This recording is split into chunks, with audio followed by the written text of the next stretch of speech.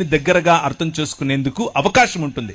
అలా కాకుండా 2000 సంవత్సరాల క్రితం చెప్పబడినటువంటి మాటలకు 2000 సంవత్సరాల తర్వాత మన మనసులో వచ్చే ప్రశ్నలను వాటిపై కృమ్మరించి దాని నుంచి ఏదో సంపాదించాలి అని ప్రయత్నం చేయటం వల్ల మతం కడతాం.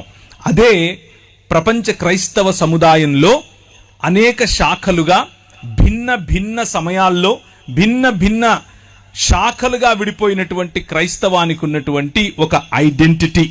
కనుక ఈరోజు సాయంకాలం మనం మనం నేర్చుకున్నదంతటినీ కూడా కొద్దిగా అలా పక్కన పెట్టి ఫ్రెష్గా తాజాగా దేవుని వాక్యాన్ని ఉన్నదున్నట్లుగా ఆయన చెప్పినట్లుగా అర్థం చేసుకునే ప్రయత్నం చేద్దాం. ప్రభువు లేకపోతే దేవుడు ఒక విందును చేయాలి అని ఆశపడ్డాడు. దేవుడు తన ఇంటిని, తన భవనాన్ని భూమి ఆకాశములుగా నిర్మించాడు. ఆ భవనంలో ఒక క్రమాన్ని ఏర్పరచాడు. ఆ క్రమము ఉదయముకు ఒక వెలుగు, రాత్రికి ఒక వెలుగు రూపంలో, ఎక్కడ నీళ్లు ఆగాలో ఆ నీళ్ల యొక్క లేకపోతే మంచిగా పచ్చిగా పండటానికి కావలసిన వనరుల రూపంలో, చెట్ల రూపంలో, పశు పక్షులకందరికీ కూడా కావలసిన నీడ మరియు పళ్ళ రూపంలో చక్కటి ఒక గార్డెన్, ఒక తోటను క్రమంగా వేశాడు. క్రమంగా వేసినటువంటి ఆ తోటలో మనిషిని అనగా నిన్ను నన్ను మనుష్యులను అందులో ఉంచి ఆ 3 పదాలు లేకపోతే 3 రకాలుగా వారికి ఒక మాట చెప్పాడు. వారిని తన ప్రతినిధులుగా, తన ప్రతిబింబంగా, అలాగే తన ప్రతిమగా 3 పదాలు వాడుతున్నాను. ప్రతిబింబము, ప్రతినిధి మరియు ప్రతిమ.